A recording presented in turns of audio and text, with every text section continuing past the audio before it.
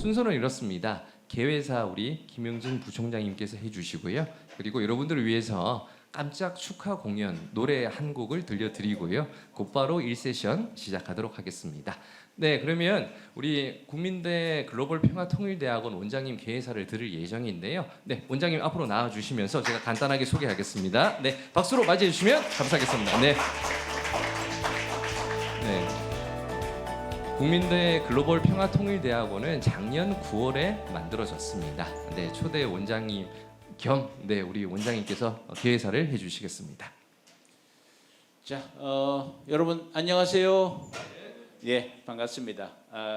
저는 우리 여현철 교수님 방금 소개해 주신 바와 마찬가지로 국민대학교 한반도 미래연구원 원장을 역임하고 있고요. 저희가 글로벌 평화통일대학원이 또 설립이 되어 있습니다. 지금 현재 3학기, 이제 4학기 들어가게 되겠고요. 또 대학원 원장을 맡고 있습니다. 저는 김형진 교수입니다. 먼저 오늘 우리 국민대학교 한반도 미래연구원 글로벌 평화통일대학원 아까 여현철 교수님 소개하셨듯이 통일교육 사업단이 주최하는 대학생과 함께하는 전문가 자담회가 되겠습니다. 오늘의 주제는 여러분들 앞에 현수막에 있는 바와 마찬가지로 통일 여건의 악화와 통일 교육의 방향이라는 주제로 토론회를 마련했습니다. 이 자리에 오늘 함께 해주신 여러 교수님들 또 여러 통일 안보 분야의 연구자 여러분 그리고 우리 수업 듣는 학생 여러분 먼저 귀중한 시간을 내어주셔서 통일 교육을 위한 이 뜻깊은 자리에 함께해 주셔서 제가 원장으로서 감사 인사를 드리겠습니다.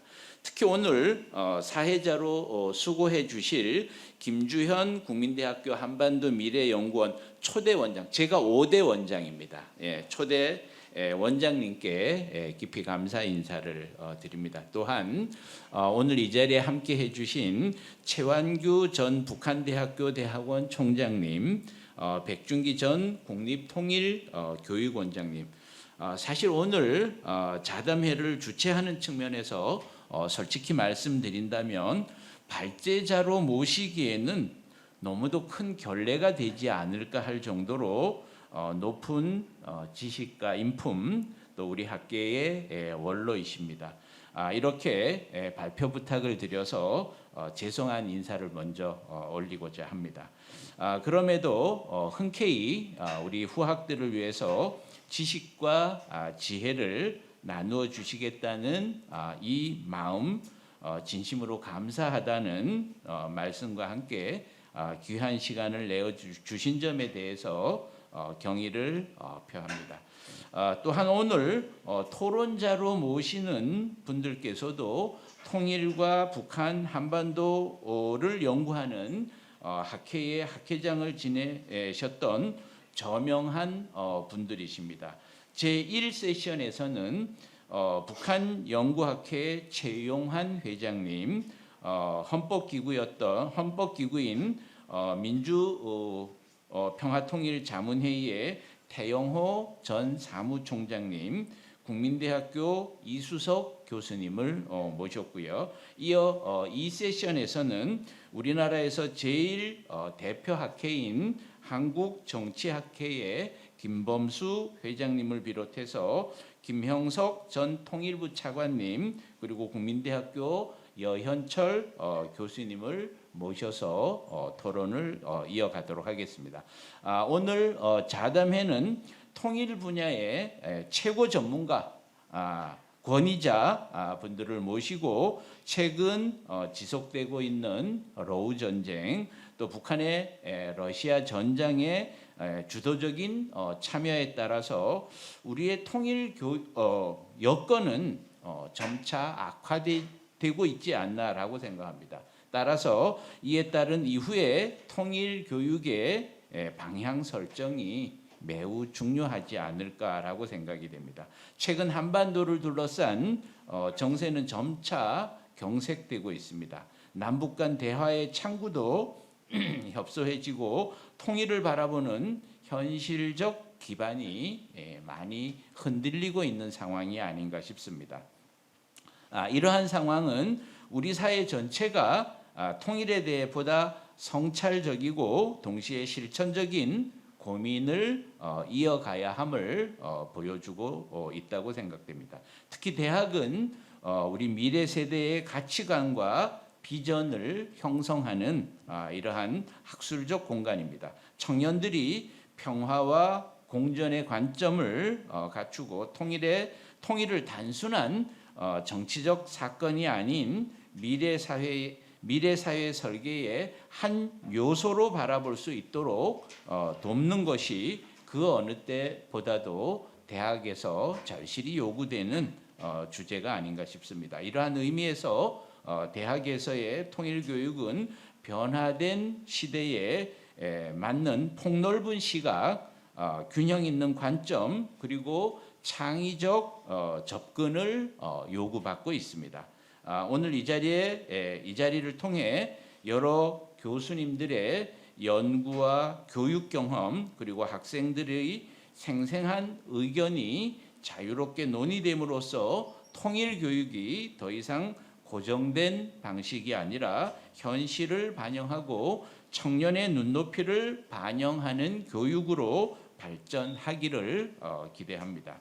나아가 대학이 우리 사회에서 평화와 통합의 가치를 선도하는 지적 중심지로서 다시 한번 역할을 강화해 나가기를 희망합니다. 마지막으로 이번 학술 행사를 준비해 주신 모든 분들의 수고에 깊은 감사를 드리며 오늘의 논의가 대학 통일 교육의 미래 방향을 밝히는 소중한 밑거름이 되기를 기원합니다. 고맙습니다. 네, 감사합니다. 우리 국민대학이 이제 국리민보 국가의 이익과 국민의 복, 그래서 그것을 실천하고자 만들어낸 국자 민자돼서 나온 국민대학교입니다. 독립운동가들이 만든 대학이면서 그들이 꿈꿨던 완성된 통일, 그것이 바로 우리 진정한 한반도 평화 통일인 것 같습니다. 그것을 위해서 우리 현 시점에서 통일 교육을 어떻게 할 것인지 오늘 짚어보는 시간 됐으면 좋겠다라는 그런 바람입니다. 다시 한번 우리 김영진 원장님께 감사의 박수 한번 보내주시면 감사하겠습니다. 네, 고맙습니다. 네, 다음은요. 원래 계획에는 없었지만 우리 글로벌 평화통일대학원의 성악과 교수님이 한 분 계시는데요. 네, 아름다운 나라라는 노래를 한번 들려드린다고 합니다. 크로스오버 싱어 김정 교수님, 우리 큰 박수로 모셨으면 좋겠습니다.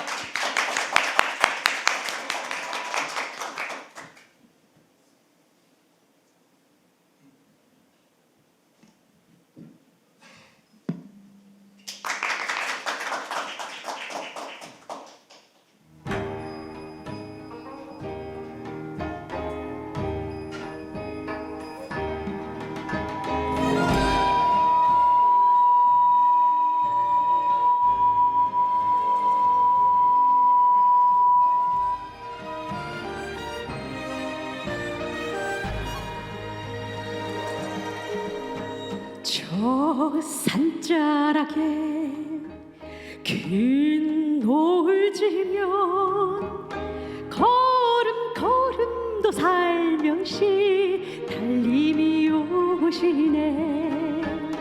밤 달빛에도 참 어여뻐라. 골목 선 담장은 달빛이 반기네. 겨울 눈꽃이 오롯이 앉으면 그 고독한 흰빛이 샘바람도 재우니 참 아름다운 마른 봄이 있는 이 땅에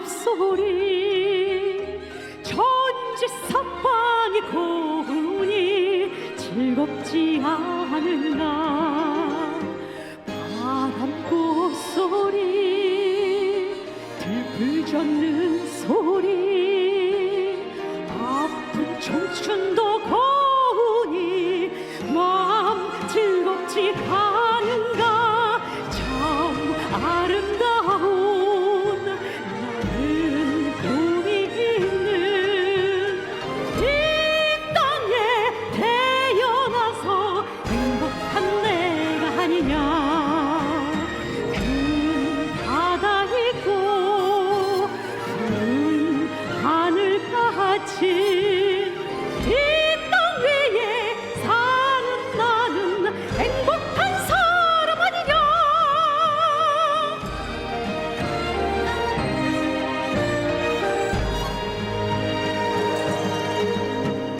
큰 추위로 견뎌낸 나무의 뿌리로 봄 그리운 마음으로 부르다 부르게 저 부르게 수만 잎을 피워낸 한 줄기로 하늘까지 뻗어라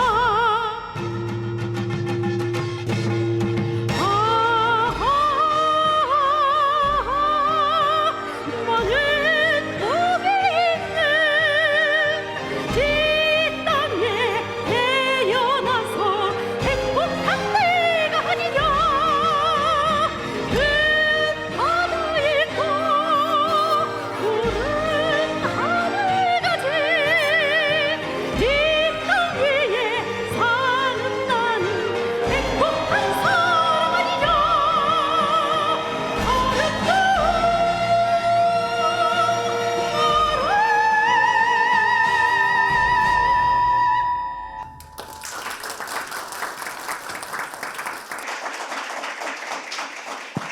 네, 감사합니다. 현재 우리 글로벌 평화통일대학원에 2학기생으로 재학하고 계시는데요. 다른 대학의 교수님이시면서도 우리 국민대에 재학생으로 주셔서 감사드리고요. 또 하나 말씀 나온 김에 대한민국의 5대 페스티벌이 있대요. 그 중에 하나가 원주 댄싱 페스티벌인데 거기 총괄 감독 그리고 KBS 열린음악회에 단골로 출연해 주시는 우리 교수님이셨습니다. 우리 그래도 따뜻한 감사의 박수 한 번만 더 보내드릴까요? 김정 교수님 감사합니다. 네, 너무 감사합니다. 네, 자 우리 이제 마음의 예열도 됐고요. 이 행복한 나라, 이 자유와 평화, 인권 이런 이야기들 이제 학술 세미나장에서 이제 이야기 나눠보도록 하겠습니다. 그러면 1세션 우리 김주현 원장님을 비롯해서 발표자 2분, 네 그리고 토론자 분들 모두 앞으로 나와주시면 감사하겠습니다. 네. 1, 2세션 사회를 맡아주실 분은 김주현 원장님이신데요. 우리 현대그룹 아시죠? 현대경제연구원이라고 싱크탱크가 있는데 현대경제연구원에서 원장님 그리고 우리 개성공단 금강산 사업을 초석을 닦아주셨던 그런 역할들 국민대 한반도 미래연구원의 초대 원장님 그리고 파이낸셜 뉴스 사장님 등을 역임해 주신 분입니다. 김주현 원장님 박수로 맞이해 주시면 좋겠습니다. 예, 반갑습니다. 오늘 대학생과 함께하는 전문가 자담회 이렇게 열게 돼서 반갑습니다. 그리고 특히 오늘 이 자리에 시간 내주신 우리 통일시대 지성인의 역할 수강하고 계신 학생들 오늘 이 세미나 다 들으시면 통일시대를 준비하는 지성인이 확실히 될 걸로 믿습니다. 예, 최근 우리 다 들어서 알지만 국제 정세가 요동을 치고 있습니다. 협력과 협상 그리고 국제 규범에 의해서 움직이던 국제 사회가 갑자기 힘과 국익에 의해서 움직이는 이 요즘 말로 아사리판으로 변하고 있는 굉장히 참 어려운 시기입니다. 이에 따라 사실 남북 관계도 교류와 협력 이런 이야기는 잊혀진 지가 오래됐고 서로 힘과 힘 대 힘, 그리고 강 대 강, 그리고 이게 군사력에 의한 평화, 이런 말로 요즘의 시대가 정의되고 있습니다. 그래서 이런 시기에 우리가 통일이라는 이야기하기가 굉장히 어려운 시기가 됐습니다. 그리고 어떻게 보면 사람들 뇌리에서도 조금씩 잊혀져가는 그런 시대인데, 이런 시대, 통일 여건이 악화되고 있는 상황에서 우리가 통일 교육이라는 건 그러면 어떻게 해나가야 될 건가 하는 이야기가 우리의 과제가 된 것 같습니다. 그래서 오늘 그 이야기를 가지고 우리 오늘 좀 좌담회를 열어봤습니다. 그래서 여러분들이 어떻게 보면 통일 교육을 하고자 하는 사람과 받아야 되는 사람이 받는 사람의 입장인데, 어떤 교육을 내가 좀 받았으면 좋겠다, 이런 이야기를 나중에 들어보시고 나서 이야기를 해주시면 좋겠습니다. 우선 오늘 1세션에 발제하실 분과 그리고 토론하실 분들 좀 소개해 드려야 될 것 같습니다. 사실은 최완교 총장님, 저는 그렇게 편하게 부릅니다만 북한 대학원대학교의 총장님 역임하시고 우리 사회 통일 문제, 남북 문제를 논의하고 연구하시는 분 중에 최고의 제가 원로라고 항상 존경하지 않는 분입니다. 그런데 사실 발제를 해달라고 부탁하기 굉장히 미안한데, 하여튼 그래서 제가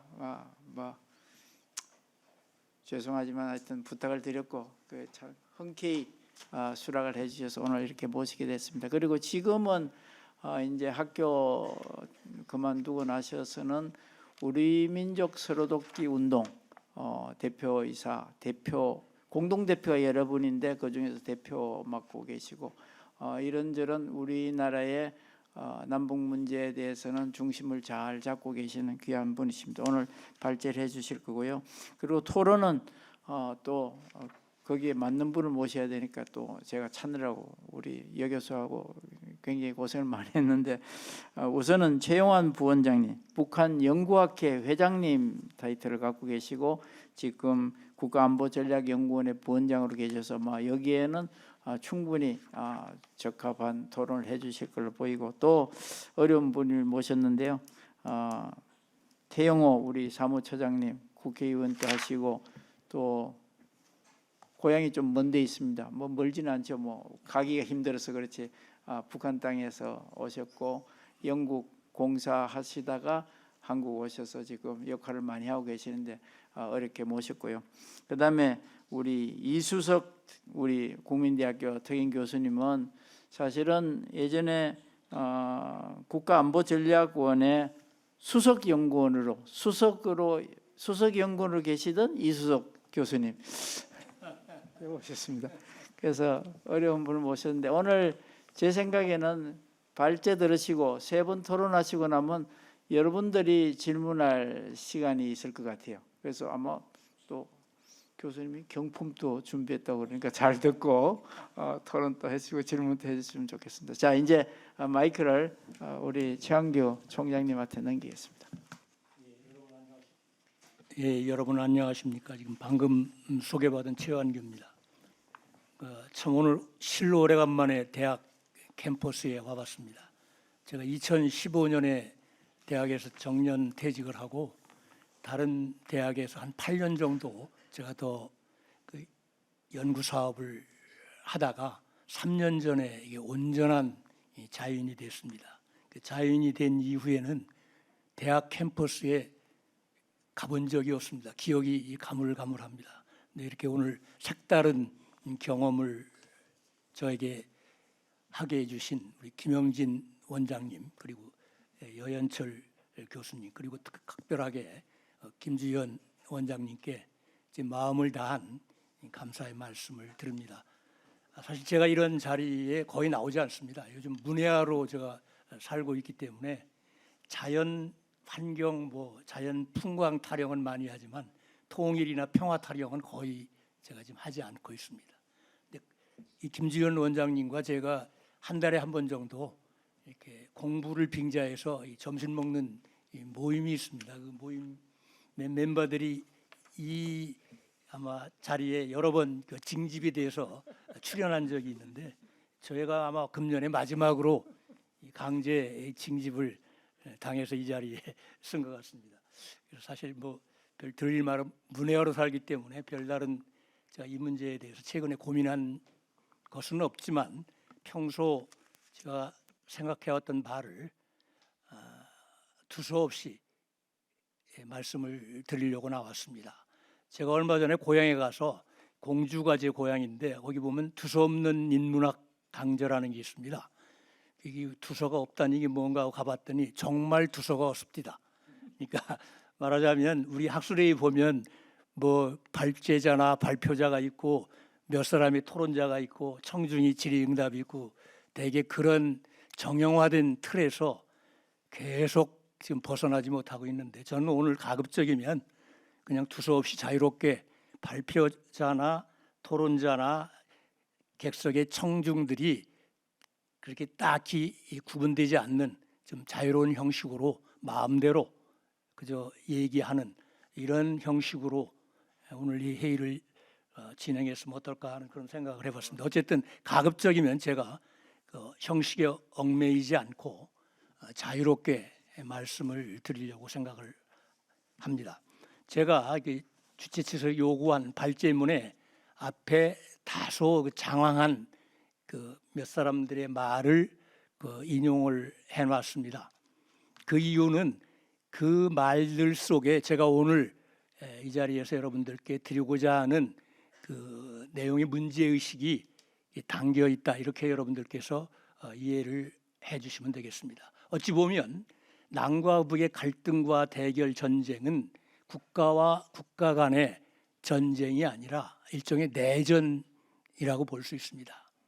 말하자면 1950년에 발발한 한국전쟁은 20세기의 스페인 내전과 더불어 가장 치열했고 참혹했고 치유 화해가 불가능할 정도의 그런 엄청난 내전이었습니다.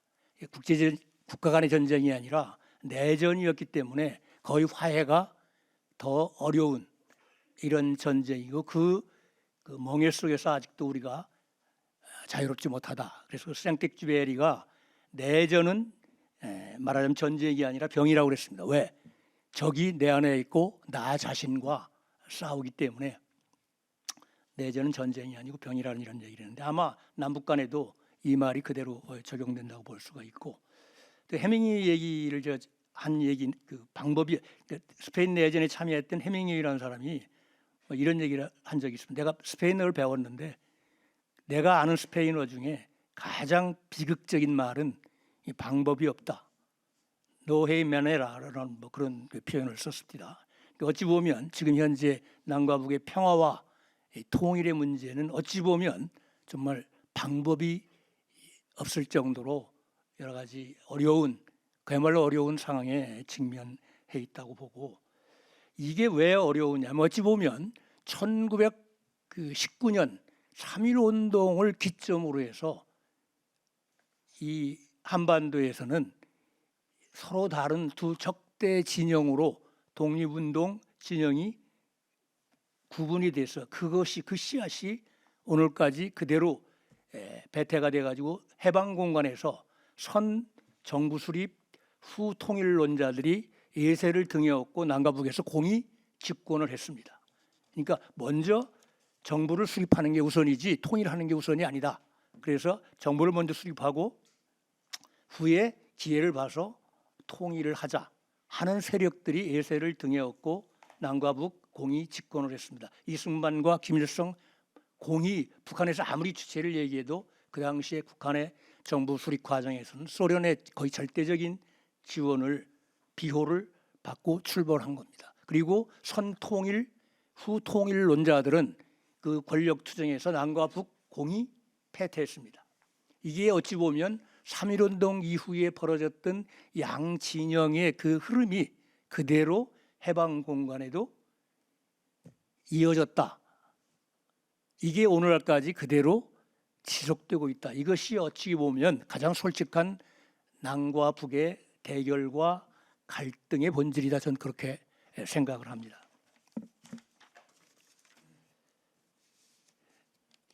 그리고 또 하나 이 남북 분단이라는 것은 베트남 분단이나 독일 분단과는 기본적으로 성격이 다릅니다.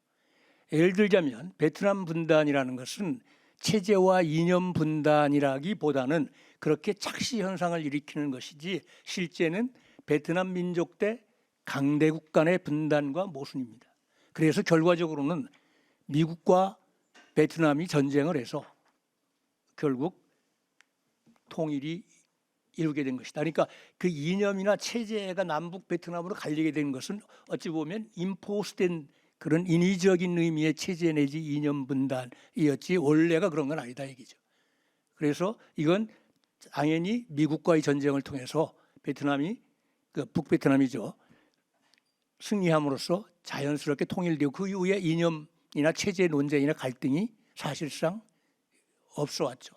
이에 비해서 독일 분단은 세계사적 차원에서 냉전이 해소됨으로써 그 이념 내지 체제 분단이었기 때문에 자동스럽게 그게 물론 여러 가지 그 과정을 거쳤지만 궁극적으로는 냉전이 해체됨으로써 그리고 그걸 국제사회에서 그걸 인정함으로써 독일은 통일됐습니다. 그런데 유감스럽게도 한반도의 분단은 이 두 가지 모순이 착종된 매우 골치 아픈 복잡한 분단이다. 체제와 이념 분단인 동시에 강대국과 우리 민족이 얽힌 매우 이중적인 그리고 체제 내지 이념도 동아시아에서는 아직도 냉전이 해소되지 않은 이런 아주 고약한 분단이기 때문에 말로는 우리가 평화와 통일을 쉽게 얘기하지만 이건 사실상 수사적 차원에서 구호적 차원에서 정치적 대의명분으로서는 말이 되지만 실제 그 분단의 본질을 보면 그렇게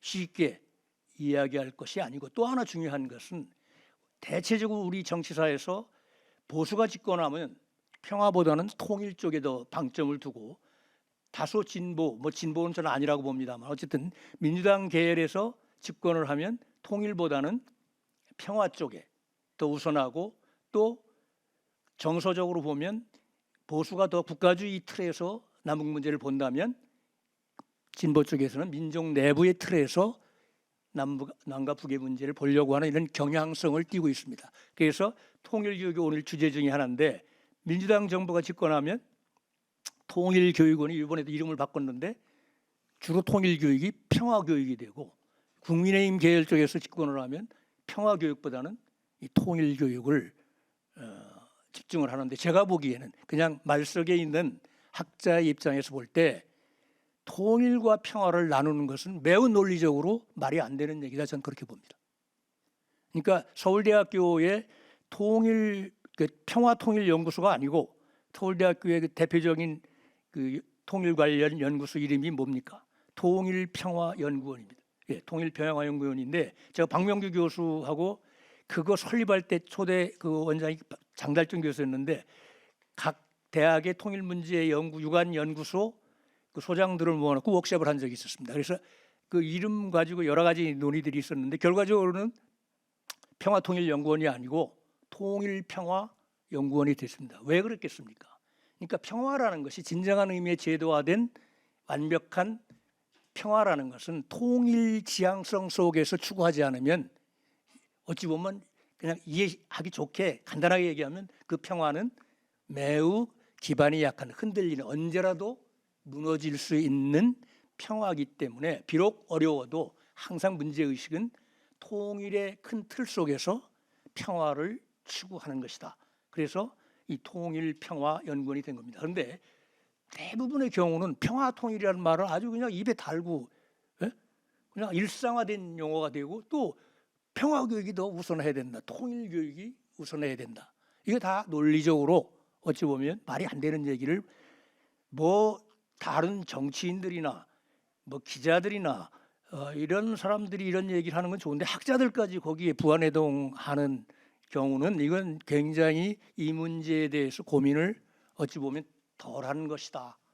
저는 글쎄 너무 내가 좀 단정적인 그 언사를 써서 죄송합니다만 저 은퇴한 사람이기 때문에 자유롭습니다. 누구한테 제가 굳이 뭐 잘 보일 이유도 없고 비유 맞힐 일도 없기 때문에 그냥 제가 마음대로 말씀을 드리니까 제 말이 옳다는 의미로 말씀드린 게 아니고 제가 그냥 말 속에서 지난 40년간 이 분야를 들여다본 사람의 입장에서 보면 그렇다 하는 정도로 여러분들께서 이해를 해주시면 되겠습니다. 이 제 말에 말하자면 근거라는 것은 지난 70년간의 남북 관계사를 보면 극명하게 드러납니다. 그러니까 지금까지 남과 북이 여러 형태의 합의를 했어요. 그죠? 회담도 했고 성명서도 나오고 정상회담도 여러 번 했습니다. 그런데 결과는 다 안 좋았어요. 그게 뭐가 잘못돼서 안 좋았고 구조 자체가 그렇기 때문에 안 좋은 것이다 이렇게 저는 봅니다. 예를 들자면 7.4남북 공동성명의 통일의 3대 조항이 있죠. 그죠? 자주통일, 평화통일, 민족대단결의 원칙. 제가 그 대학 3학년 때 이문동에서 그 당시에 이문동에서 이후락 당시 중앙정부부장이 경천 동지할 7.4남북 공동성명을 발표하고 마치 대중들이 곧 통일이 가까운 게 아닌가 이렇게 흥분을 했었습니다. 그런데 그 통일의 7.4남북 공동성명의 3대 원칙을 한번 가만히 보십시오. 그건 그동안에 전부 북한의 워딩입니다. 자주통일, 평화통일, 민족대단결 다 북한의 감정이 정서가 짙게 배어있는 북한의 워딩이 남쪽이 그동안 주장했던 워딩이 아니고 북한의 워딩입니다. 그러니까 말하자면 동상이몽의 부산물이 바로 7.4남북 공동성명입니다. 그래서 여러분 잘 아시다시피 3개월 후에 10월 유신이 단행됐고 북쪽에서는 12월에 종래의 인민민주주의 헌법을 사회주의 헌법으로 바꾸고 김일성이 주석에 취임함으로써 유일 수령 지배 영도의 유일 지배 체제를 확고하게 하는 그러니까 남북 모두 정치 변동을 단행했습니다. 그 대적 조건은 릭슨 닥트린 때문에 그랬고 국내적으로도 그런 필요성에 의해서 남과 북이 어찌 보면 말도 안 되는 합의를 한 겁니다. 그런데 92년에 남북 기본 합의서를 보면 물론 거기 전문에 보면 남과 북의 관계는 국가와 국가 사이, 나라와 나라 사이의 관계가 아니라 통일을 지향하는 과정에서 형성되는 잠정적 특수관계, 매우 애매모호한 표현을 썼습니다. 그러니까 사실혼 관계인지 동거 관계인지 결혼 관계인지가 불분명하게 애매모호한 그런 표현을 썼습니다. 그래서 남과 북이 절충선에서 나라와 나라 사이 관계가 아니라 통일을 목표점으로 놓고 그 어느 중간에 있는 애매모호한 관계가 남북 관계다 이렇게 규정을 했는데 그거는 순전히 그때의 워딩은 남쪽의 워딩입니다. 거의 그때 사실상 북한은 절대절명의 위기 국면이었습니다. 김일성이 연영묵이 남쪽에 그때 대표단으로 내려왔는데 신라 호텔에서 삼성전자를 시찰하기로 했는데 그 말하자면 기본 합의서 타결을 100% 언지를 안 주면 삼성전자 시찰을 가지 않겠다고 연영무기가 신라 호텔 로비에서 버티고 있었습니다. 그만큼 어떻다는 얘기입니까? 북한이 절박했다는 얘기입니다. 절박했다. 그 얘기는 뭐냐? 이거는 안 지켜지는 합의서다 이렇게 볼 수 있는 겁니다. 그것 또한 왜? 북한이 가장 불리할 때 합의한 문서기 때문에 그렇습니다. 굉장히 남북관계를 규율할 수 있는 가장 좋은 잘된 이상적인 그 합의서다 이렇게 얘기하지만 그건 남쪽 얘기고 북측의 시선에서 보면 자기들이 가장 불리할 때 체결한 합의서입니다. 정말 절대절명해. 그래서 그때 당시에 그 회담의 주역들의 해고를 보면 김일성이 정말 안도의 한숨을 내쉬고 연영묵을 극찬했다, 수고했다 이렇게 아주 그 칭찬을 많이 해줬다는 그런 후일담도 제가 들은 적이 있을 만큼 어려웠던 시기에 나온 거고 어찌 보면 그 후에 김대중, 노무현, 문재인의 그 남북 합의서, 성명 이런 것도 대개 그 범주 안에 들어가는 거라고 보고 있습니다. 제가 9.19 그 평양 공동선언 회담 때 제가 특별 수행원으로 북에 2박 3일 동안 가서 좀 봤습니다. 이렇게 옆에서도 보고 뭐 북한의 핵심 엘리트층들도 얘기도 해보고 뭐 얼굴도 보고 뭐 김정은 얼굴도 이렇게 바로 옆에서 이렇게 보고 했는데 그냥 우스갯소리 저 친구 젖살이 안 빠졌구나. 그러니까 여기 이 볼에 살이 쪄가지고 싸돌아다녀가지고 여기만 벌겋게 타고 여기는 뽀얗고 그래서 저 젖살이 안 빠진 얼굴이다 하는 그래서 그 당시에 뭐 건강이 어쩌는데 그 피부색으로 보면 건강에 전혀 문제가 없는 그런 인상을 제가 받았었는데 어찌 됐든 최근에 이게 이제 비공식적으로 심양이나 베이징에서 일부 남북의 NGO의 관계자들이 가서 북한의 대남 일꾼은 아니지만 중국에 나와 있는 일종의 뭐 여러 기금 관리 요즘 북한에서 펀드라는 그러니까 무슨 기금 이런 식의 그 조직이 무지하게 많이 생겼습니다. 그래서 그 펀드를 대표하는 사람들이 중국에 나와서 이 펀딩을 하려고 나와 있는 사람들을 접촉하는 경우가 있는데 이때 어떤 분이 어떤 얘기를 했냐면 문재인 때 그 정상회담을 한 거는 그 문재인이가 잘해서 한 게 아니고 뭐라고 얘기를 하냐면 그 당시에 중국이 북한 편을 안 들고 유엔 제재에 적극적으로 찬성해서 북한이 옴짝달싹을 할 수가 없는 상황에서 남한과 또 남한을 경유해서 미국을 하고 뭘 하지 않으면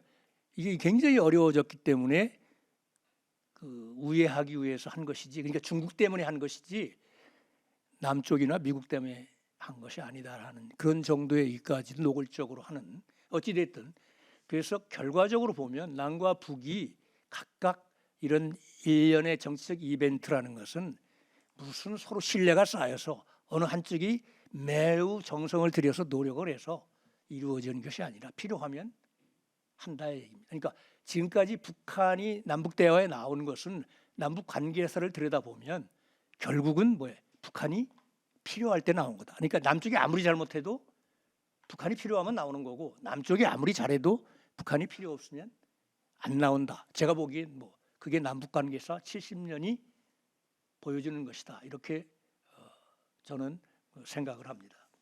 그래서 너무 제가 너무 비극적으로 생각을 하는지 모르겠지만 정치인은 모름지기 저는 뭐 정치인 아닙니다만은 정치인은 더 큰 재앙과 비극을 경험하거나 초래하지 않기 위해서는 사태를 항상 비극적으로 보는 자세가 필요하다. 특히 정치인은 그렇지 않으면 자기가 그 비극의 주인공이 된다. 그게 역사가 말해준다. 이런 얘기를 로버트 카플란이라는 사람이 한 적이 있는데 제가 보기엔 정말 맞는 것 같습니다. 어찌 보면 남북관계에는 좀 더 비극적으로 보는 것이 좀 더 큰 비극을 사전에 방지하는 하나의 그 방법이다. 저는 그렇게 생각을 합니다. 오늘 뭐 여기 이제 뭐 이국가 틀 속에서 이 보는 문제를 뭐 너무 많이 논의를 했기 때문에 제가 그냥 간략하게만 그 부분을 말씀드리고 왜 우리가 평화나 통일이 어려운가를 좀 구체적으로 대안은 뭔가 이 부분을 간략히 말씀드리고 가름하도록 하겠습니다. 보통 남북관계를 세 차원에서 볼 수가 있죠. 국가 대 국가의 틀에서 볼 수가 있고 하나는 민족 내부의 특수관계, 그죠? 그러니까 남북기본합의서에서 우리 규정했듯이 특수관계를 볼 수도 있고 그 다음에 분단 국가 대 분단 국가의 틀 속에서 볼 수 있습니다. 그러니까 분단 국가 대 분단 국가의 틀 속에서 보는 건 1과 2. 그러니까 국가 대 국가의 틀과 민족 내부의 특수관계의 틀의 절충을 하는 것이라고 볼 수 있습니다. 그러니까 원 코리아냐, 이 투 코리아냐. 여기는 아주 본질적으로 북한이 왜 집요하게 그동안 그 두 국가론을 주장하기 전에 왜 집요하게 원 코리아를 고집했는가. 심지어 자기들이 가장 불리할 때 유엔에 가입하면서 91년인가요? 당시 애무성 성명을 통해서 우리가 유엔에 가입한다고 해서 하나의 조선론을 원코리아 정책을 포기한 게 아니라고 했습니다. 다만 당시 조성된 국제 정세 하에서 우리가 유엔에 가입하지 않은 남한만 가입하면 그 조선 반도의 문제가 국제사회에서 불공정하게 다루어질 위험성이 있기 때문에 그것을 방지하기 위해서 유엔에 가입하는 것이지 결코 하나의 조선론을 포기한 게 아니다. 이렇게 예무성 성명으로 못 박았습니다. 그 당시에. 근데 얼마 전에 김정은 그 최고인민회 연설에서 마치 그런 얘기 안 한 것처럼 그때부터 유엔 발표할 때 사실상 두 국가였다 이렇게 거짓말했는데 그럼 뭐 북한이 그걸 모르고 그런 얘기 안 했다고 봅니다. 알면서도 그냥 우기는 거라고 볼 수가 있는데 어쨌든 북한이 완코리아를 그렇게 고수한 건 통일의 중심이 남이 아니고 북쪽에 있다는 그 통일 상징을 장악해야 되겠다는 그런 측면 하나 하고 두 번째는 뭐예요? 완코리아를 수용하는 경우에는 주한미군이 뭐가 돼? 예세가 되는 겁니다. 예? 하나의 조선에서 왜 애국 군대가 들어와 있느냐 말이야. 그러니까 이거를 철수를 주장할 수 있는 명분을 원코리아론에서 확보할 수가 있는 겁니다. 그러니까 이 두 가지 그 명분이 있었기, 실익과 명분이 있었기 때문에 집요하게, 심지어는 통일은 분단된 일국가를 통일된 일국가로 만드는 게 통일이라고 그랬어요. 그러니까 한 번도 공식 워딩에서 투 코리아라는 말을 써본 적이 없다 이 말씀입니다. 실제 공식 문건 속에서는 여기 태용호 의원님 계시지만은 뭐 잘 아시리라고 봅니다. 그거를 인정해 본 적이 없습니다. 심지어 6.15 공동선언에서 남측의 연합제와 북측의 말하자면 연방제 사이에 공통성이 있고 이 틀에서 통일을 추구해 나가기로 합의했다 이런 얘기 나오는데 거기서 남측의 연합자와 북측의 연방제가 왜 공통성이 있느냐? 사실 공화국 그 연방제라는 김대중 대통령이 통일의 한 단계로는 한 번도 그렇게 일국가 틀을 먼저 얘기한 적이 없습니다. 사실은. 근데 그 남측의 그 1단계 남북연합이 마치 고려 낮은 단계의 연방제의 일국가 틀에서 규정된 것처럼 북한이 일방적으로 해석을 하는 겁니다. 그만큼 공통성도 일국가의 틀에서 공통성이 있는 거지 우리가 얘기하는 그 연합이니까 이국가의 틀이라고 남쪽에서는 이해하지만 아니다. 그러니까 북측에서는 장석이 쓴 김정일 장군 조국 통일론이라는 그 문건이 있는데 그 평양 출판사에서 나온 거기 보면 아주 자세하게 왜 공통성이 있다고 우리가 주장을 했는가의 그 논거를 너무나 명백하게 논리적으로 설명하고 있습니다. 그만큼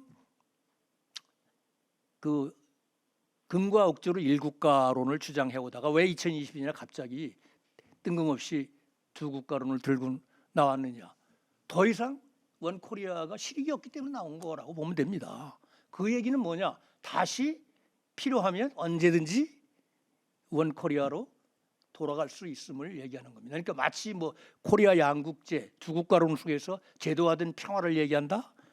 저는 이건 매우 너무 나이브한 얘기가 아닌가 이런 생각을 지울 수가 없습니다. 그래서 그 두 국가론을 얘기하게 되면 가장 보면 불리하니까 두 국가론 완코리아 정책을 해서 오히려 과거에는 뭐야 그래도 신랄 같은 희망으로 말하자면 통일전선의 여지가 남쪽에 그런 세력들이 있고 그래서 이 뭐 잘 교류를 하다 보면 뭐 돈 얻는 것도 돈 얻고 실리도 있지만 그런 정치적으로 일종의 통일전선의 어쨌든 신랄 같은 희망 같은 것을 북한이 갖고 있었는데 가만히 2000년대에 돌아가다 보니까 남북 교류를 하다 보니까 이게 통일전선이 아니고 역통일전선의 위험에 북한이 고스란히 노출되는 그래서 무슨 여러 가지 법이 나왔잖아요. 뭐 예? 청소년 보호법, 뭐 평양 문화와 뭐 무슨 보호법, 뭐 예? 여러 등등 서너 가지의 입법인데 이게 다 뭐예요? 일종의 그런 거라고 볼 수 있어요. 북에 한 5년 정도 국제기구에서 근무했던 그 젤웨거라는 그 활동가가 있습니다. 우리 민족 서로 높게 웃는 거 한 10여 년간의 비공개 북한에 가서 활동했던 그 경험을 공유하는 그 비공개 우리가 워크숍을 해마다 해왔는데 그때 주로 그들 북에서 살던 사람들이 최근에 갔다 온 사람들이 얘기를 종합해 보면 북한의 사회 변화를 5M 신드롬으로 규정을 합니다. 그러니까 첫자 영어로 M자로 시작한다고 해서 그걸 5가지 신드롬, M자 신드롬이라고 그러는데 예를 들어서 뭐 모바일, 마켓, 그다음에 뭐 모터, 모니 이런 겁니다. 근데 그게 중요한 게 아니고 마인드셋 마지막에 그 변화의 핵심 신드롬은 마인드셋이다. 그러니까 북한의 이 특히 청년 세대들의 마인드셋이 완전히 달라져서 이 마인드셋을 아무리 김정은이가 열이 와도 이거를 효과적으로 제어하기가 세월이 갈수록 점점점 힘들어진다는 그런 얘기를 해서 북한에서 가장 주목할 만한 변화는 다른 게 아니고 뭐 자동차가 늘어나고 뭐 휴대전화가 늘어나고 시장이 커지고 뭐 돈 만능주의 이거보다는 오히려 그런 우리도 달라질 수 있다. 우리도 미국에 좀 더 잘 살 수 있는 희망을 가질 수 있지 않느냐 하는 이런 아마 사고 양식의 변화가 가장 말하자면 괄목할 만한 한 북한 사회의 변화다. 제가 2018년에 평양을 2번 갔다 왔습니다. 그러니까 정상회담 때 한 번 갔다 오고 11월 달에는 우리 민족 서로 돕기 운동 그 업무 협의차 평양을 갔었는데 2번 다 갈 때마다 보여지는 곳이 비슷한 데가 딱 두 군데 있었습니다. 과거에 제가 30여 차례 북을 다녔지만 한 번도 거기 북한이 데리고 간 적이 없는 두 곳을 보여주는데 그게 뭐냐면 하나는 뚝섬에 있는 과학전자도서관이고 또 하나는 평양교원대학이었습니다. 그 정상회담 때도 평양교원대학을 시찰을 시켰는데 왜 여길 이 친구들이 보여주나 그랬더니 커리큘럼을 보여주려고 간 것 같아요. 제가 그러니까 교육대학 아닙니까? 그게 우리로 말하면 그러니까 초등학교 선생들 양성하는 그 학교인데 거기에 김정은 위원장이 2번인가 3번을 왔다 갔다 합니다. 그래서 그 커리큘럼을 집중적으로 저희한테 설명을 하는데 지금 우리나라 말하자면 교육대학의 커리큘럼보다 더 선진적이었다 이렇게 제가 그런 느낌을 받았습니다. 그만큼 그다음 영어 교육을 얼마나 인텐시브하게 그 선생들 가서 이제 초등학교 선생 하면서 영어 교육 제대로 시키라고 영어 트레이닝을 말도 못하게 그 교원들한테 시키더라고요. 그 시설도 북한의 사정에서 보면 첨단 랩 시설도 다 갖춰 있고 그렇고 또 하나는 뚝섬에 있는 과학전자도서관 이건 북한의 재정 규모나 이런 걸 보면 좀 기가 막힌 현대화된 시설을 가꾼 도서관이고 거기 이제 안내원들이 다 김책공대 컴퓨터공학과 이런 데 나온 애들이 안내를 하더라고요. 그걸 굉장히 강조를 하는데 결국 그게 북한이 2018년 이후에 가장 거리에 많이 걸린 구호. 과학으로 일떠서서 교육으로 미래를 담보하자. 이 캐치프레이즈를 실천하는 두 기관을 북한이 집중적으로 보여주고 평창을 계기로 해서 일단 북한이 나온 거는 바로 과거에 아버지가 했던 핵과 경제 병진 전략에서 경제 핵 병진 노선으로 바꾸면서 이가 결국 남쪽을 통해서 우회해서 미국과 해서 우리가 핵은 이 정도 됐으니까 한번 국가 발전의 모멘텀을 다른 방식으로 만들어 보자고 나왔다가 결국 하노이에서 그렇게 된 것이죠. 어쨌든 북한이 나름은 그런 사회 변화에 대해서 권력 핵심에서도 많은 고민을 하고 있다. 그런 틀 속에서 두 국가론이 좀 더 많이 나왔습니다만은 나온 거다. 그러니까 어찌 보면 우리가 좀 창피한 줄 알아야 된다고 저는 봅니다. 왜? 항상 남북 관계를 패러다임을 바꾸는 건 남쪽이 아니고 북쪽이었다 이 말이에요.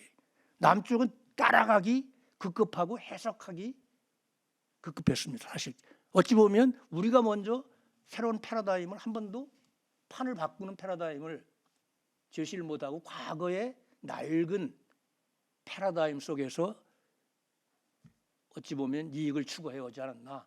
이거 마치 토마스 쿤이 얘기하는 과학혁명의 구조 속에서 이미 패러다임이 바뀌었는데 과거의 낡은 패러다임 속에서 이익을 추구하고 있는 학자, 뭐 정치인 집단 다 어찌 보면 마찬가지다. 완전히 판이 바뀌었다. 그리고 판을 주도한 건 유감스럽게도 우리가 아니고 북한이었다는 뭐 그걸 단정적으로 제가 말씀드리는 건 아니지만 그런 측면이 우리가 반성해야 된다. 이런 말씀을 제가 좀 드리고 싶습니다. 그래서 그만큼 말은 평화 통일을 얘기하지만 남북관계의 본질로 볼 때 어렵다. 예를 들자면 남과 북은 모두 국제법상에 보면 불완전한 주권국가라고 볼 수 있습니다.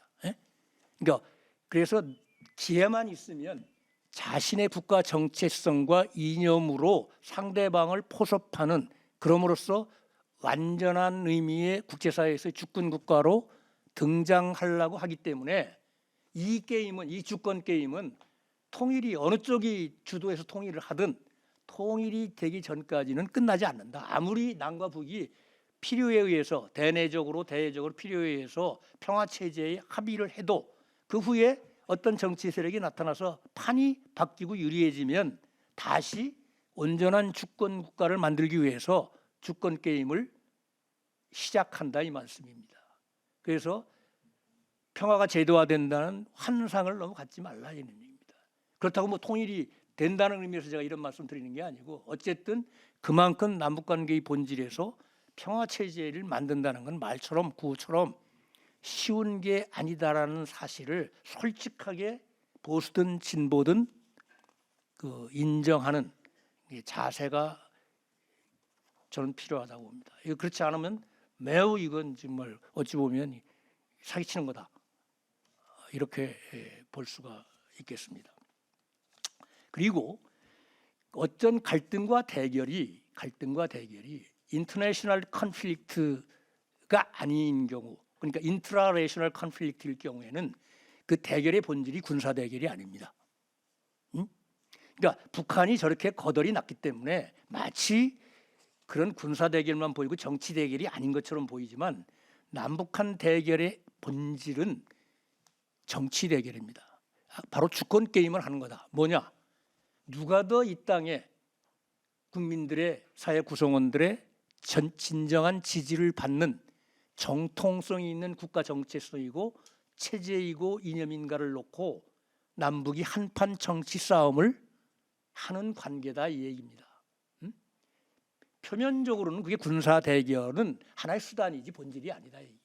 만약에 북한이 지금처럼 이 거덜난 국가가 아니고 완전히 국제사회 정상 국가로 등장하고 경제 발전도 하게 되면 그때는 진정한 의미의 남과 북이 한판 정치 대결을 벌일 수 있다는 사실을 우리는 명심해야 된다. 우리가 날마다 장날이 아니다. 말하자면 이런 얘기입니다. 절대 대결 본질이 정치 대결이기 때문에 그렇습니다. 지금은 아니지만 아닌 것처럼 보이는 것이죠, 사실은. 그래서 그 점을 명심을 해야 될 것 같고 또 하나는 국제사회의 조건입니다. 하나 예를 들어 보겠습니다. 2000년 남북 정상회담에서 그 6.15 공동선언이 발표되고 10월 달에 조명록 당시 조선인민군 차수가 인민군 차수 복장을 하고 워싱턴에 가서 백악관에서 클린턴을 만났습니다. 그렇죠?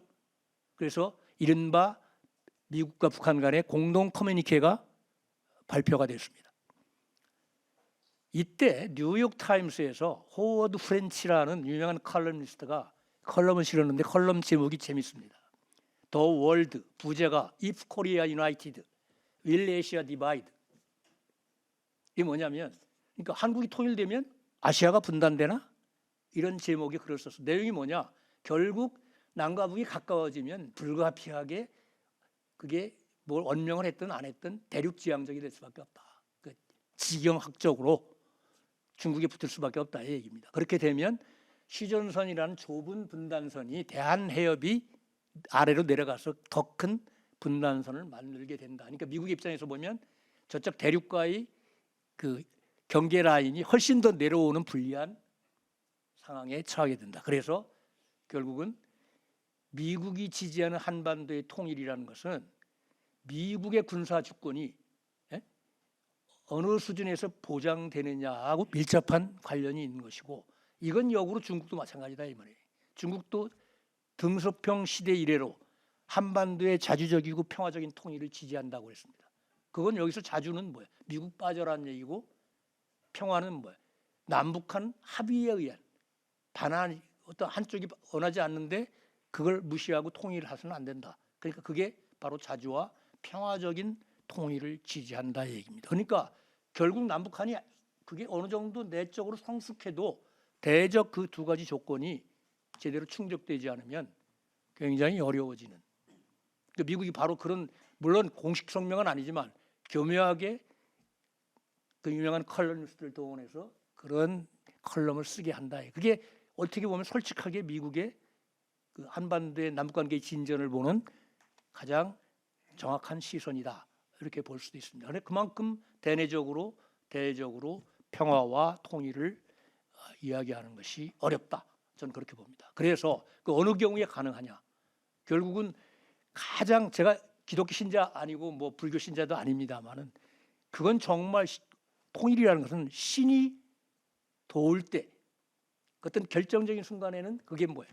설명할 수 없는 어떤 거가 움직이지 않으면 사실 과거 역사로 봐도 쉽지 않은 겁니다. 물론 신이 그거를 들어줄 만큼의 노력은 해야 되겠지만 결정적으로는 사람의 힘만 가지고는 안 되는 것이다. 전 그렇게 봅니다. 그래서 이론상으로 보면 남과 북의 권력 핵심이 함께 만났을 때 공동의 이익 영역이 만들어질 수 있을 때 시작된다고, 평화적인 통일의 협상이 시작될 수는 있다고 봅니다.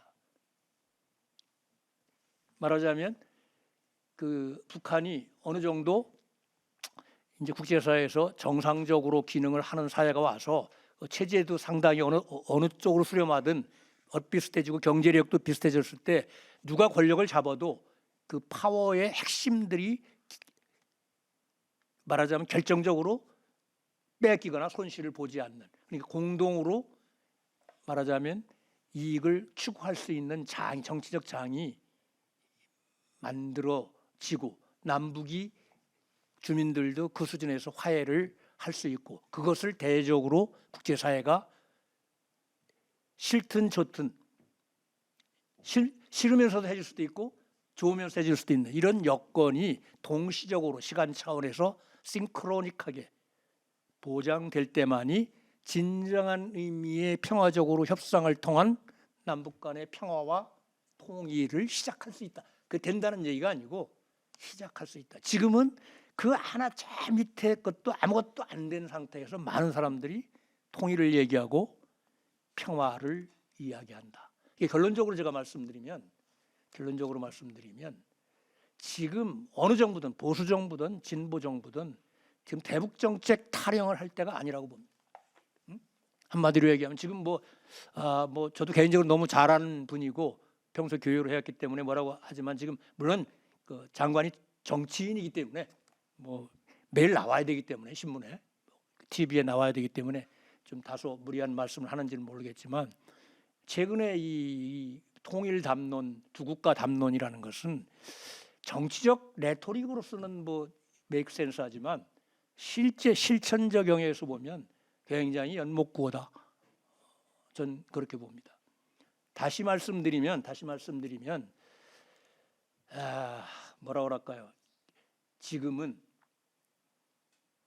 규범적으로 말씀드리면 통일 한반도가 추구해야 될 규범적 가치를 각각 정치, 경제, 사회, 문화 영역에서의 통일 한반도가 추구해야 될 규범적 가치를 누가 선점하느냐, 남이 선점하느냐, 북이 선점하느냐에 따라서 달라진다. 그러니까 우리가 그걸 선점하고 때를 기다려야 된다. 지금은 북한하고 뭐 하자고 자꾸 얘기할 필요가 없이 지금은 우리가 할 수 있는 간접적으로 북을 위해서 무엇을 할 수 있는가를 표대내지 않고 생색내지 않고 간접적으로 도와주고 국제사회를 통해서 도와주는 비공식적으로 도와줘서 나중에 통일의 기회가 왔을 때 니네 우리가 어려웠을 때 뭐 했는가 했을 때 우리 이렇게 당신들을 위해서 음향으로 마음을 써서 도와줬다는 얘기를 할 정도의 그런 틀 속에서 전혀 생색을 내지 않는 이런 도움을 주는 건 몰라도 그 이상의 찝쩍거리는 지금과 같은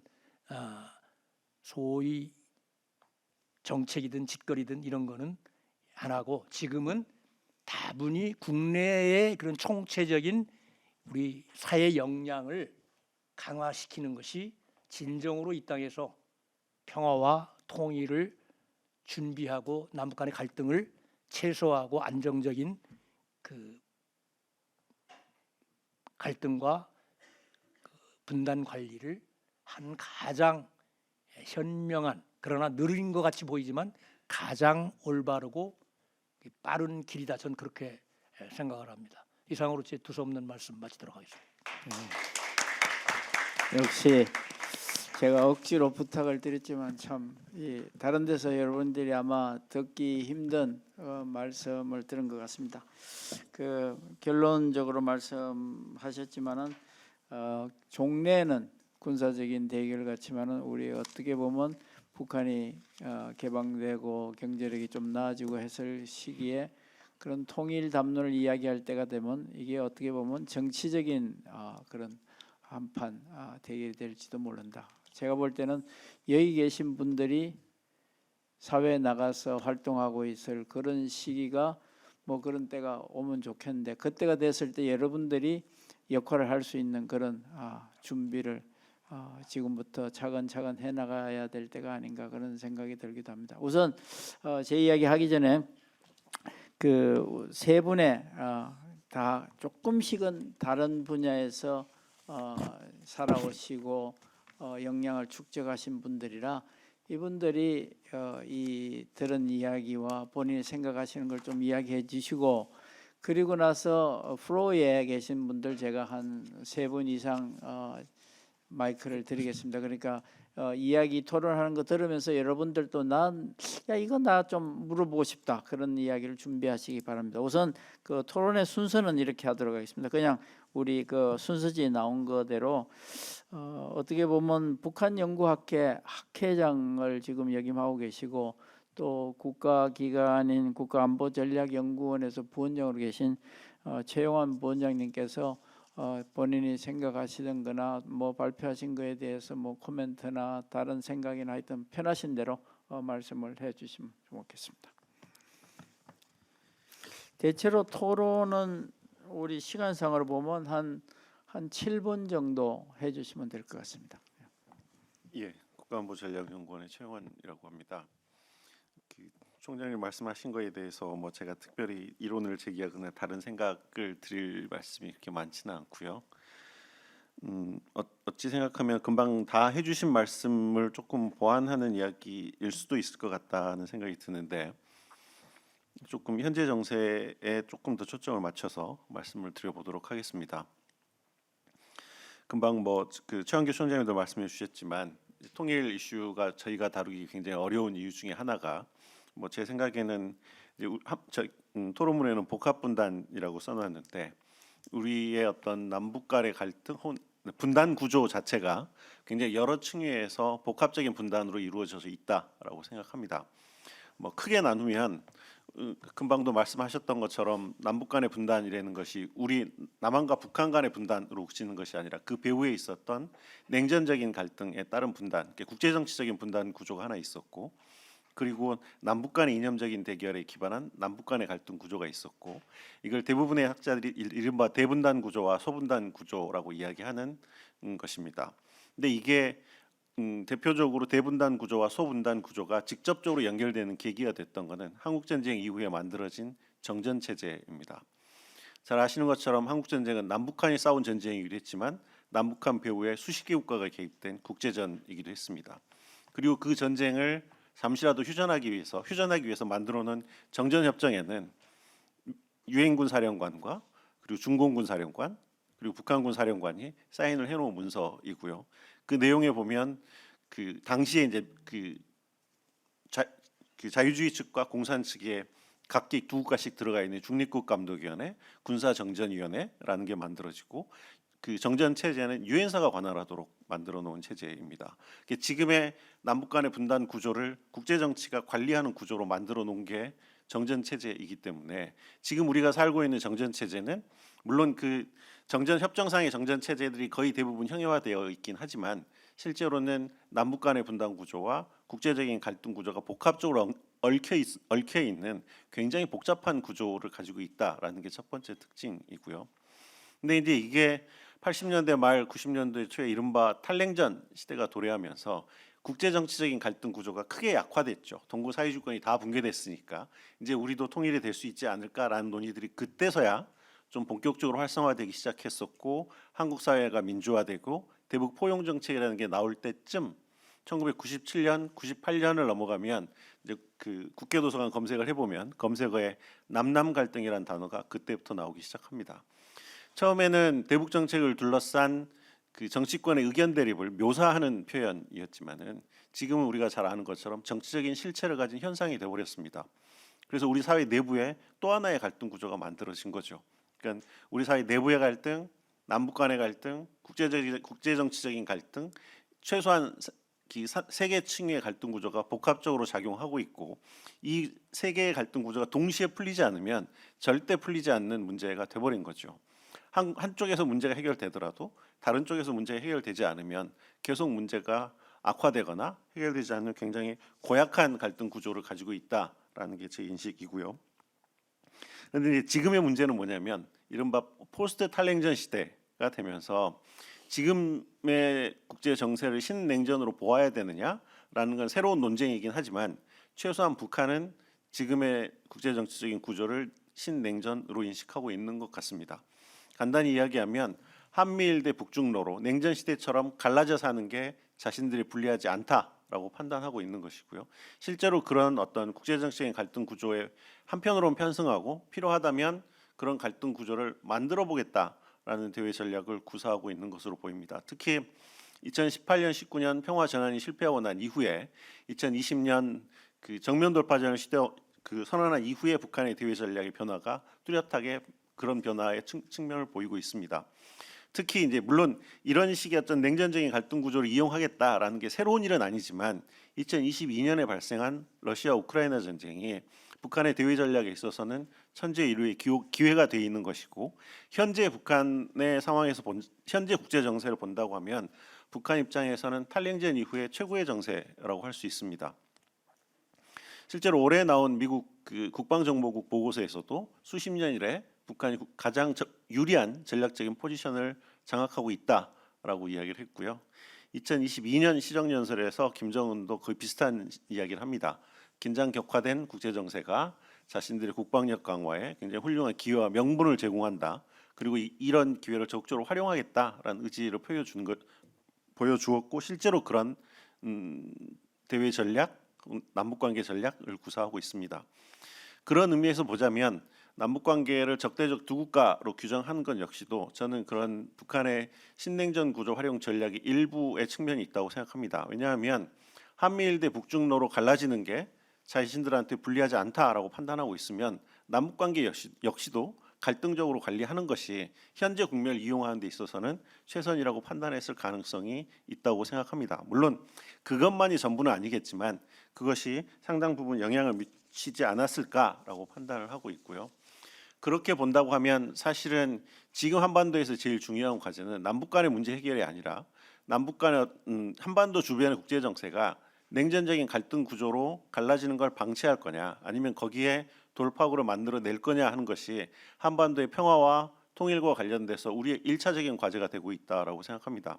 그건 단순히 남북 간의 문제가 아니라 지금 강대국 국제 정치가 강해지는 국제 정치 현실에서 대한민국의 생존을 위해서도 굉장히 기묘한 문제라고 생각합니다.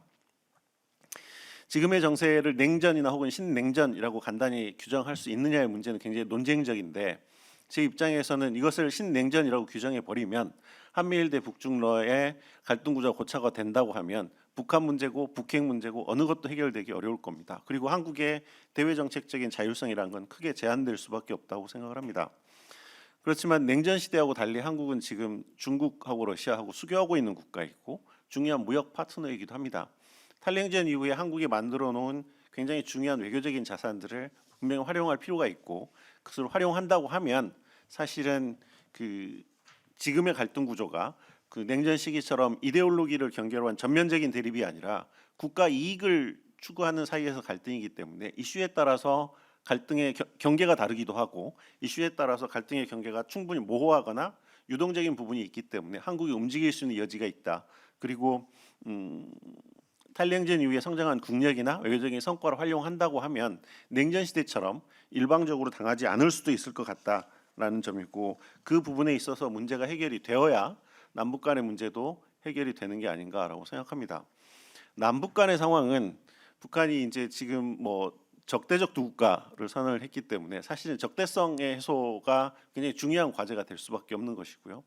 물론 남북 간의 평화 혹은 평화 개념을 이야기를 하면 제일 많이 하는 이야기가 그 여한 갈등 이야기한 소극적 평화, 적극적 평화 이야기들을 하는데 사실 남북한은 지금은 전쟁이나 폭력이 없는 소극적 평화에 급급한 상황이긴 하지만 어찌 또 생각하면 어떤 빈곤이나 차별, 억압 같은 게 없는 구조적인 평화라는 건 달성 가능한 평화는 아니거든요. 이건 이상적인 평화인 것이지 어떤 사회에도 이 정도의 갈등이 있을 거라고 생각합니다. 그렇게 보면 평화는 사실은 소극적 평화를 달성한 이후에 끊임없이 그 단계를 높여가고 관리하는 지속적인 과정이다라고 생각을 해야 될 것 같고, 어찌됐든 남북 간의 평화라는 거는 지금은 어찌됐든 이게 정치 게임이든 전략 게임이든 현실주의적인 속성이 훨씬 더 근접해 있는 상황이기 때문에 위험한 상황을 관리하는 것이 굉장히 중요한 것이고, 이것을 신뢰의 관계로 바꿀 수 있느냐 없느냐는 향후의 과제일 거다라고 생각을 합니다.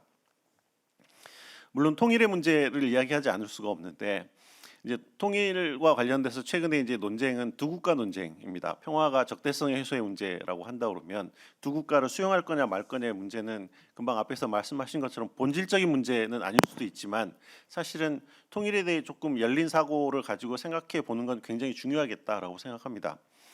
지금은 이제 북에서 두 국가를 제기했기 때문에 남쪽에서 두 국가 논쟁을 하는 것이 굉장히 진영화된 남남 갈등의 틀에 갇혀서 논의가 활성화되고 있지 못하긴 하지만, 그 2017년에 이용구 총리가 쓴 칼럼을 보면 당시에 그 이렇게 탈냉전 초기죠.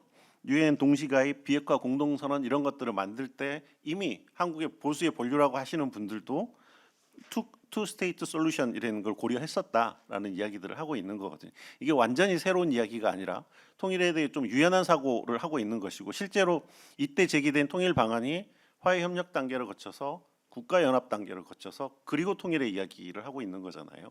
근데 국가 연합을 이야기를 하면 마치 두 국가를 엔드 스테이트로 받아들이는 것처럼 이렇게 되는 굉장히 기형적인 논쟁 구조가 만들어져 있는 게 지금의 현실이다라는 거고, 그 배경에는 아까 말씀드린 남남 갈등의 어떤 진영화된 논리가 있는 거다라고 생각합니다. 거기서 조금 벗어나서 생각한다고 하면 좀 더 본질적인 문제는 통일이 무엇인지에 대한 조금 더 열린 사고 혹은 열린 마음의 고민들이 필요한 시점이 아닌가라는 생각을 합니다. 뭐 올해 처음으로 통일연구원에서 하는 그 통일 필요성에 대한 여론 그 의식 조사에서 2014년 이후에 처음으로 2004년 이후에 처음인가요? 14년 이후에 처음인가요? 처음으로 51%가 필요하지 않다라고 대답을 해서 그 신문에도 기사가 난 걸 본 적이 있는데, 통일이 한민족이니까 한국과 한 체제에 산다라고 하면 아마 51%보다도 사실은 저는 더 많은 사람이 반대할 거다라는 느낌이 있습니다. 근데 통일이 무엇인가를 생각해 보면 통일이 과거의 남북한이 굉장히 행복했던 어떤 시점이 있어갖고 그때로 돌아가는 게 아니라 미래에 남도도 행복하고 북도도 행복한 어떤 상태를 만들자는 거잖아요.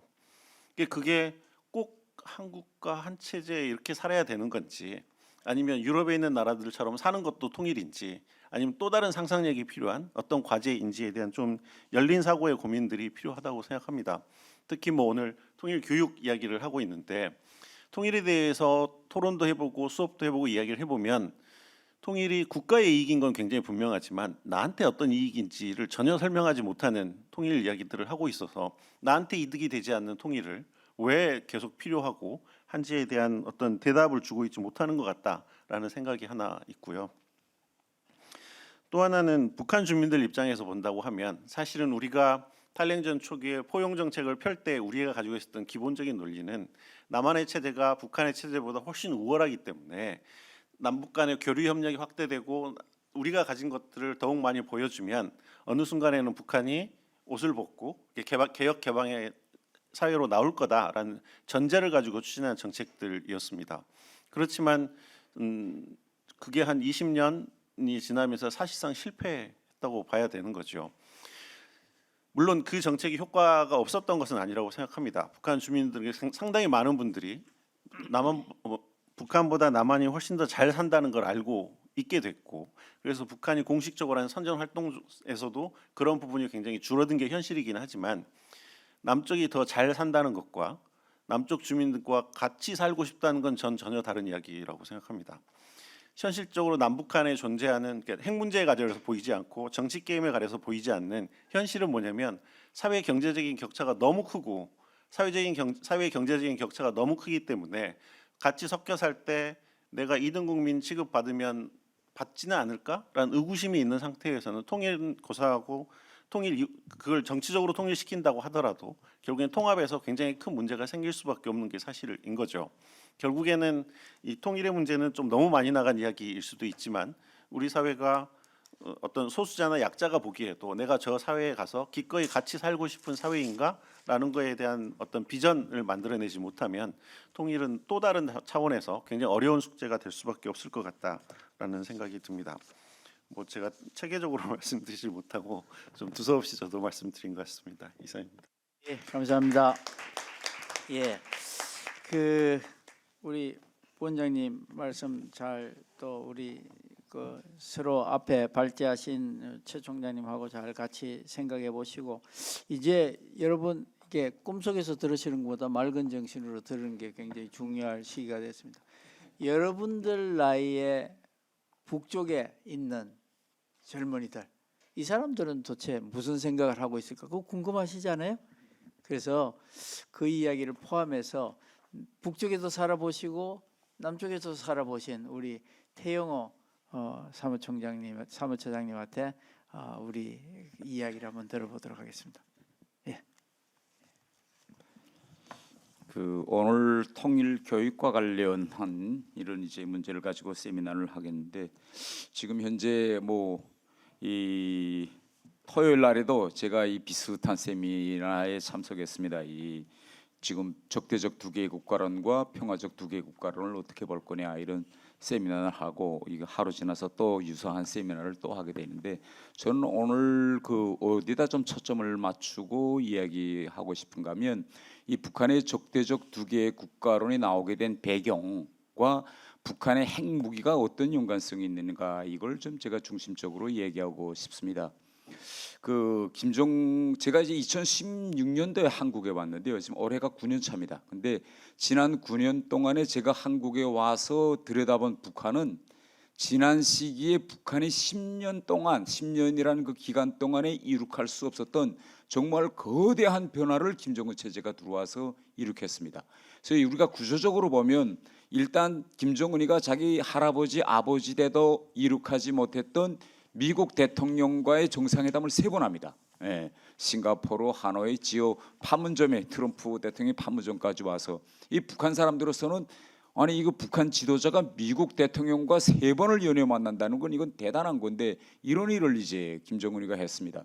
두 번째는 김정은이가 할아버지와 아버지가 김정은이한테다가 앞으로 핵무기를 가지더라도 핵무기 보유가 목표가 아니고 한반도 비핵화를 계속 내세우면서 조용히 핵을 가져라고 했는데 김정은이는 올라가자마자 핵병진 노선을 내놓으면서 무슨 조선반도 비핵화냐 핵무기 이제는 명백하게 핵을 가지겠다고 해야지. 그래서 핵경제 병진 노선을 2013년도에 발표하면서부터 들이미리 붙여가지고 지난 9년 동안에 핵무기를 완성하는 이런 일을 지금 했습니다.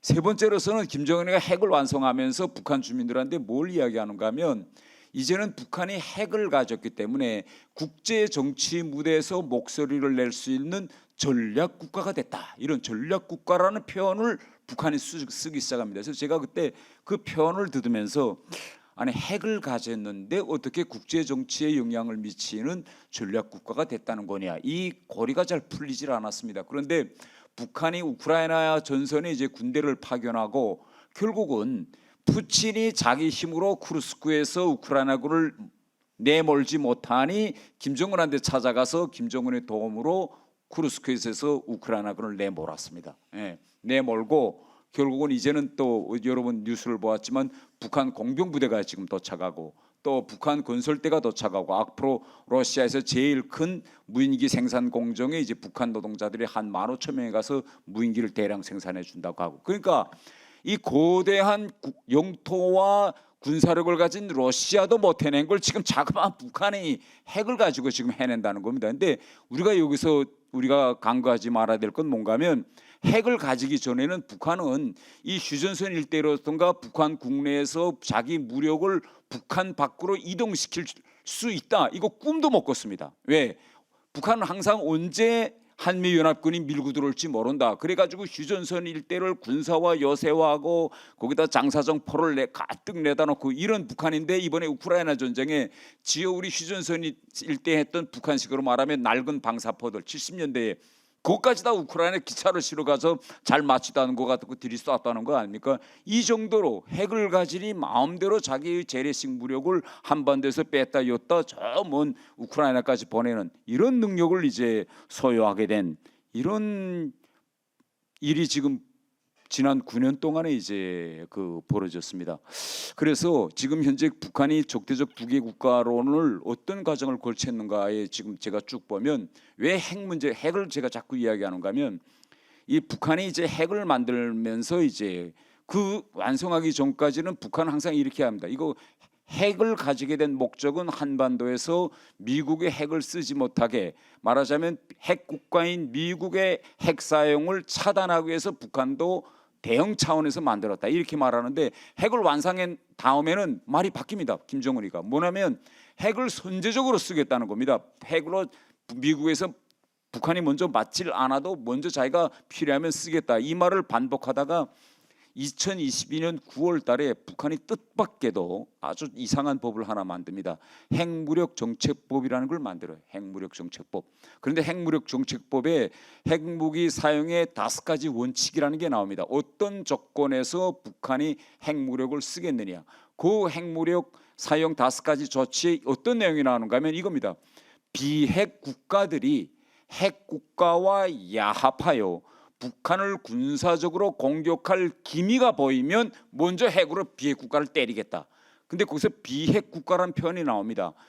그래서 제가 이 표현을 그때 보면서 그러면 이거 명백히 대한민국을 향해서 핵을 쓰겠다는 건데, 그러면 지금까지 법을 이렇게 만들어 놓으면 북한의 모든 당규, 당헌, 그다음에 북한군이 북한이 가지고 있는 이래하면 조선인민군 일반 규정과 의무 이런 모든 규정 교전 수칙들이 있습니다. 이 교전 수칙들에 뭐라고 했는가 하면 앞으로 한반도에서 일어날 전쟁을 북한은 내전으로 규정했습니다. 그러니까 우리는 6.25 전쟁 하지만 북한은 조국 해방 전쟁이라고 합니다. 그러니까 앞으로 북한군의 사명은 뭔가 하면 미국으로부터, 미제로부터 우리 민족, 같은 민족인 남조선인민들을 해방하고 민족을 해방해야 된다. 민족을 개념을 뒀는데 핵을 가진 다음에 한국을 비핵 국가로 규정했다는 건 뭔가 하면 앞으로 이 핵무기를 같은 동족인 한국 우리에 사용할 수 있고, 앞으로 그러면 일어나면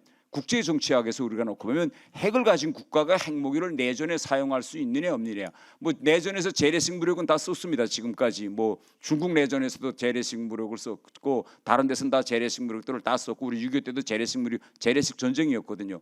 그런데 처음으로 북한은 지금 뭐냐, 같은 동족인 우리 민족을 향해서 핵을 쓰겠다고 지금 법을 만들었습니다. 그러면 이런 핵무력 법이라는 이 특별법이 나왔으면 이 특별법이 지금 헌법하고도 상충하고 당원 당규하고도 상충하고 모든 북한이 가지고 있는 군부대의 모든 교전 수칙과 다 상충합니다. 그러면 이걸 통일시켜야 될 법적 과제가 나섰다. 그때부터 2022년 9월부터. 그래서 이걸 어떤 과정을 걸치면서 이제 북한이 완성하는가 보니 그다음부터 이제 북한이 하나씩 바꾸기 시작하더니 마지막에는 헌법까지 바꾸면서 김정은이가 드디어 적대적 두개 국가론, 두개 국가다 이제는. 그렇기 때문에 마음대로 핵을 썼다. 그래서 핵무력 정책법이라는 특별법이 모든 저는 이 발단의 저는 기초법이다. 저는 모법이다. 이렇게 저는 생각합니다. 그런데요, 이게 지금 김정은이가 이런 말을 지금 합니다. 자, 적대적 두개 국가라고 한다면 남과 북이 뭐 적대적 두개 국가든 평화적 두개 국가든 해당 국가의 국가성을 인정해야 됩니다. 그러면 여러분 우리가 국가라고 하면 주권, 영토, 국민입니다. 그런데 지금 김정은이가 핵을 가진 이후에 남한을 향해서 말할 때 여기에서 뭐 당연히 전쟁이 일어나면 뭐 다 부시겠다라는 건 주권을 인정 안 하고 북한 주권을 가져다 놓겠다는 거고, 둘째로 국민이 없습니다. 지금은 김정은은 얼마 전에도 앞으로 전쟁이 일어나면 영토 완정을 완성하겠다. 영토 이야기는 합니다. 북한이 두 개. 이거는 뭔가 하면 결국은 김정은도 아는 것 같아요. 핵을 이렇게 많이 만들어 놨으니 이걸 일단 쓰면 한국 국민의 대다수는 다 없어진다. 그래서 대한민국의 국가성에서 결국은 주권과 국민을 인정 안 하고 영토만 빼앗겠다. 이런 얘기를 공개적으로 지금 영토 완정 이야기를 김정은이가 계속하고 있다. 이게 대단히 저는 이게 불완전한 그런 여소다 이렇게 생각하고, 그래서 저는 이거 우리 평화적 두 개의 국가론을 자꾸 일각에서 주장하는데, 결국은 평화적 두 개의 국가론을 통해서 평화를 달성하고 그 평화에 기초해서 앞으로 통일로 간다는 그런 발상은 좋지만, 우리까지도 두 개의 국가론에 말려들어서 자꾸 두 개의 국가론을 이야기하면 결국은 김정은이가 이야기하고 있는 그런 이제 핵무력 정책법에서 이야기하고 있는 비핵 국가들에 대한 북한의 선제 타격 주장, 이걸 합리화해 줄 수 있는 대단한 위험한 상황이 저는 오지 않을까. 이렇게 돼서 이거 두 개 국가론이 대단히 위험한 전 제안이다, 이렇게 이제 말씀드리고, 이제 방금 그 최영환 연구위원께서 이거 통일에 대한, 그러면 이게 뭐 과연 지금 뭐 젊은 세대들 속에서 통일에 대해서 관심도 없고, 얼마 전에 여론조사를 했는데 우리 국민의 51% 이상이 통일이 불필요하다는 이런 여론조사 이제 결과까지도 나왔다고 합니다. 그런데 저는 통일에 대해서 대단히 저는 낙관적으로 생각합니다. 왜 낙관적으로 생각하는가 하면, 일단 이건 제 개인의 생각이 아니고 지난해에 독일의 유명한 신문인 프랑크푸르트 알게마인의 짜이퉁이라는 데서 이런 기사를 냈습니다. 지금 한반도의 상황은 1971년도 동부독일 상황과 유사하다, 그런 기사를 냈습니다. 그 이야기가 결국은 동부독일이 1974년도에 결국은 두 개 국가론을 선포하면서 동서독일은 같은 민족도 아니고 통일론을 하지 말자라는 게 74년도에 동부독일이 주장했는데, 뜻밖에도 통일이 안 될 것 같은 독일이 15년 만에 통일이, 베를린 장벽이 89년도에 무너지면서 통일이 왔습니다. 그래서 우리가 지금 여기서 하나의 국가냐 두 개 국가냐, 원 코리아냐 투 코리아냐, 이 논쟁을 한다는 이 자체가, 저는 이 자체가 결국은 우리가 하나의 국가이기 때문에, 또 하나의 민족이기 때문에 이런 논쟁을 우리가 자주 하지 않느냐, 역설적으로 이런 이야기를 하고, 저도 역시 앞으로 한반도에서 여러분 여기 대학생들이 있는 15년, 저는 길게 잡아도 뭐 20년까지는 안 갈 것 같지만은 독일 통일이 74년도에 동독 헌법 개정 후에 15년 만에 된 것처럼 지금부터 15년을 제가 계산해 보니까 2040년이더라고요. 그래서 2040년이면 저는 되지 않을까, 저는 이렇게 생각합니다. 우선 첫 번째로 그 이유 중에 하나가, 북한이 지금 지난 9년 동안에는 어마어마한 걸 이뤄냈는데, 지금 북한이 가는 저 방향이 향후 북한의 국력과 경제력을 강화하는 방향으로 가겠는지, 더 쇠락으로 가겠는지, 저는 이거 진짜 무모한 방향으로 간다고 생각합니다.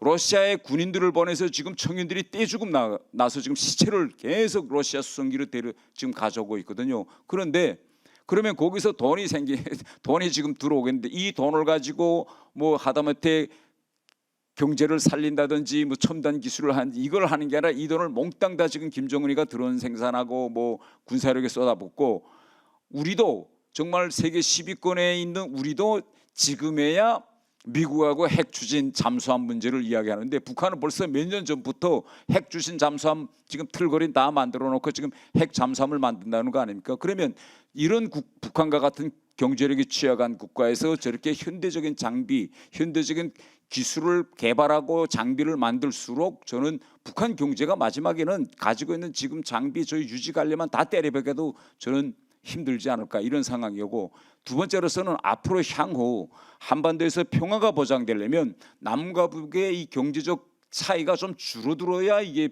평화가 좀 되겠는데, 향후 앞으로 10년은 남북의 격차는 더욱 벌어질 거라고 저는 생각합니다.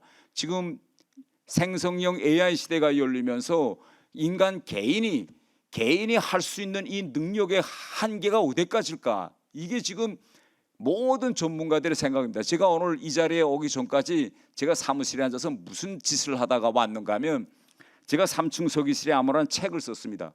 근데 이 책을 내가 이제부터 혼자 앉아서 애니메이션으로 만들까 아니면 AI 무비로 만들까, 이 생각을 하면서 애니메이션을 만들다가 왔습니다. 그러니까 지금 어떤 세대가 오는가 하면, 혼자 개인이 캐대용과 같은 영화를 만들 수 있는 시대가 지금 오는 겁니다. 지금 AI 시대가 열리면서.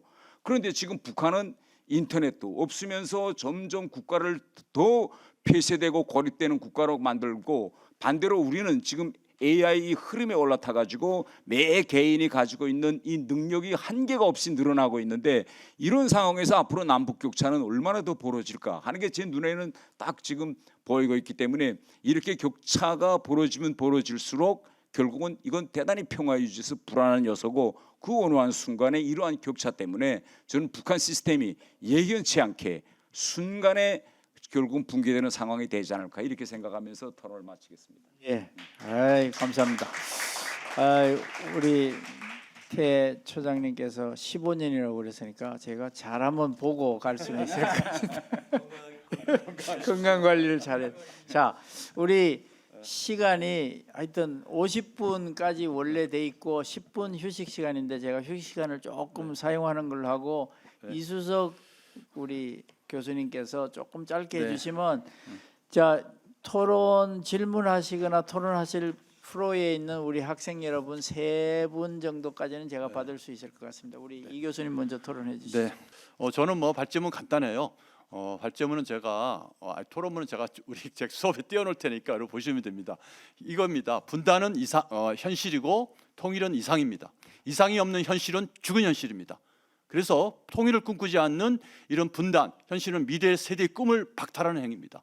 평화 통일은 우리에게 희망과 미래의 꿈을 안겨주는 메시지입니다. 제가 그런 내용으로 후반부 제가 토론문을 적었습니다. 그래서 제가 수업 때 얘기했던 토마스 홉스의 만인에 대한 투쟁, 이상이 없으면 현실은 적나라한 그런 갈등 관계에 떨어집니다. 그래서 우리는 평화 통일을 위해서 남북 관계 개선을 해서 우리 학생들이 열심히 오늘 잘 들어주시기 바랍니다. 예, 이상입니다. 감사합니다. 자, 우리 여러분들 시간이 왔습니다. 이게 여러분들이 지금 TV나 뭐 언론에서 들었던 이야기하고 오늘 우리 여기서 토론하는 게 조금 새롭고 처음 들어보는 이야기다 그럴 수가 있는데 여러분들 혹시 궁금하신 거 있으면 일단 손을 들고 성함을 말씀해 주시면 또 질문하는 사람한테는 상품권까지 준비되어 있다고 그러니까 자 누가 먼저 질문하실래요? 예 중간에 우리 까만 잠바 입으신 예 마이크 여기 왼쪽에 예. 예. 네, 무슨 안녕하세요. 과인지 누구신지 말씀. 자동차융합대학 1학년 소속되어 있는 김서준이라고 합니다. 예. 아까 최한규 전 총장님께서 아무리 남한이 북한한테 협력을 하고 잘해줘도 북한이 필요가 없으면 결국은 좋은 결과가 성사되지 않을 것이다라고 하셨는데 그럼 현재 지금 대한민국은 북한과의 관계 개선을 위해서 노력을 하고 있는 걸로 알고 있는데 통일 이외에도 해결해야 할 많은 문제가 있는데 왜 굳이 해결되지 않을 걸 알면서도 노력을 하고 있다고 생각하시는지 궁금합니다. 예. 우선 그 질문하고 질문 다 한꺼번에 받고 생각하실 시간을 좀 주시는 게 좋을 것 같고 두 번째 질문 받겠습니다. 예, 질문 있으신 분.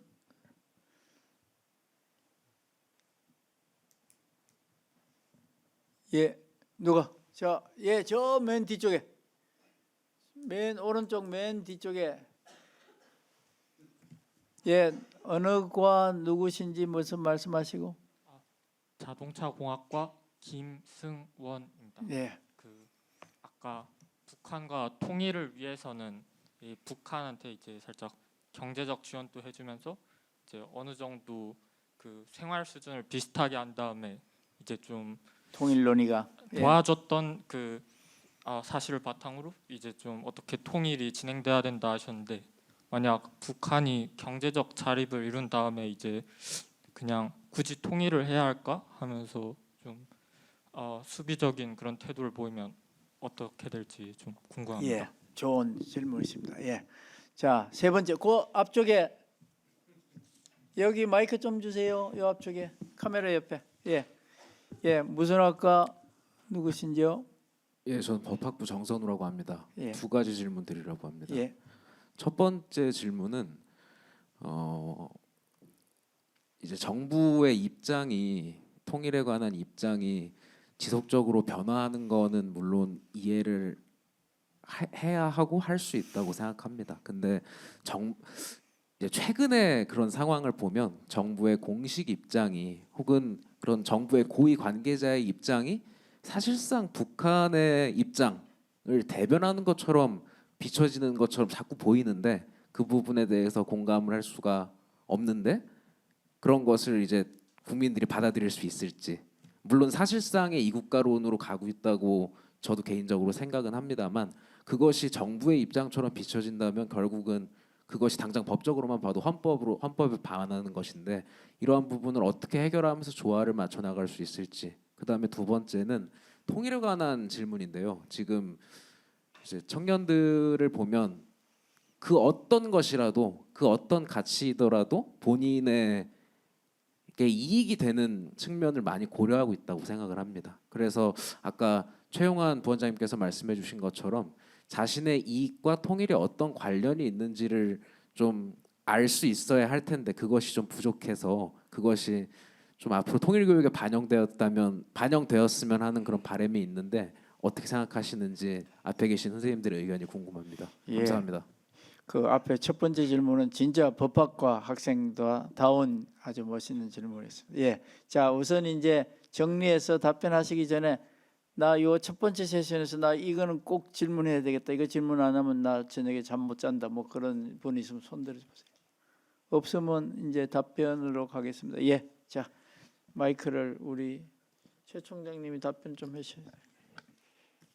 예, 아주 새 학생부도 상당히 그 날카롭고 유익한 질문을 해주신 것 같습니다. 첫 번째 질문하신 학생, 그러니까 남측 태도와 무관하게 북측이 필요하면 나오고 필요 없으면 안 나온다. 그러니까 그럼에도 불구하고 왜 남쪽 정부가 보수든 진보든 북한한테 이렇게 신경을 쓰고 뭘 자꾸 제의하고 하느냐 하는데 제가 오래전에 남북한 통일 정치 게임이라는 그런 논문을 한번 쓴 적이 있었습니다. 일종의 북은 과거에는 뭐 한 70%가 김일성 시대에는 통일을 먹고 살았습니다. 그러니까 통일이 독재도 대중을 동원하고 일체화시키는 모든 하나의 상징 기제로서 그러니까 통일, 그러니까 북한이 못 살고 가난한 것도 미국의 통일을 위해서 참아야 된다. 그러니까 통일이 모든 것을 저스티화하는 정당화시켜지는 하나의 이데올로기로서 작용을 했고 남쪽도 정도의 차이는 있지만 이 통일을 하나의 대의명분으로 내세우면서 어떤 체제의 정통성이나 자기의 지지 기반을 확보하는 이런 하나의 수단으로서 활용되어 온 면이 아주 농후합니다. 그러니까 통일의 그 실현 여부와 상관없이 통일을 말하지 않으면 국민 정서상 이 어떤 권력을 유지하는 데 시장이 있기 때문에 그 어떤 현실과 상관없이 통일이라는 상징 기제를 활용하게 돼 있는데 제가 남북 관계에서를 보니까 물론 남쪽의 그 노력이 아주 무용하다는 의미가 아니고 그게 크리티컬하게 그것 때문에 북이 대화나 교류 협력의 장으로 나오지는 않았다. 자기가 판단했을 때 필요시에만 나온 것이다. 그래서 너무 그 북한의 태도 여하에 일희일비하는 이런 것은 남측에서 하지 말아야 된다. 뭐 그런 얘기입니다. 그러니까 뭐 그게 전혀 무용하다는 의미는 아니지만 그러나 본질은 그렇고 지금은 더욱 더 북한한테 자꾸 이렇게 찝쩍거리는 속된 말로 그러니까 말하자면 일종의 스토킹이죠. 예? 싫다는데 자꾸 와서 만나자고 그러고 뭐 대화하자고 그러면 아니 남녀간에도 우리 젊은 대학생 사이에 그러면 요즘 뭐예요? 성희롱 고발당하는 거 아닙니까 그거? 그러니까 지금 전혀 그 상대방이 그럴 생각이 없는데 특히 저도 뭐 NGO의 그 대표입니다만 제가 그 사무국 직원들한테 그래요. 지금 상황이 이런데 이걸 다른 명분으로 바꿔서 무슨 NGO가 앞으로 활동을 해야지 되지도 않는데 자꾸 대북 협력하자고 지금도 많은 통일부가 남북 협력 기금도 있고 어쨌든 그 돈을 활용해야 되는 게 NGO들이 자꾸 베이징이나 심양에 가가지고 북측 관계자들을 만납니다. 그럼 북측 관계자들이 뭐라고 코치를 하냐면 이제 인도 지원 교류 협력의 시대가 끝났다. 제3국에서 남과 북이 만나서 교류 협력 사업을 경제 협력 사업을 하는 건 몰라도 경제 단체로서는 의미가 있을지 몰라도 교류 협력 단체로는 수명을 다했다. 꿈 깨라. 이게 일반적으로 그 중국에 나와 있는 말하자면 기금 그 운영자들이 주로 나와서 하는 얘기라고 그럽니다. 그리고 어느 얘기까지 하냐면 트럼프 우리 하나도 비난 안 한다. 마치 우리가 트럼프한테 사기당해가지고 미국에 대해서 상당히 반감이 있는 것처럼 얘기하는데 그 제1의 강국이 이 우리 같은 북한을 알아주고 3번씩이나 정상회담을 하고 유감 없다. 예?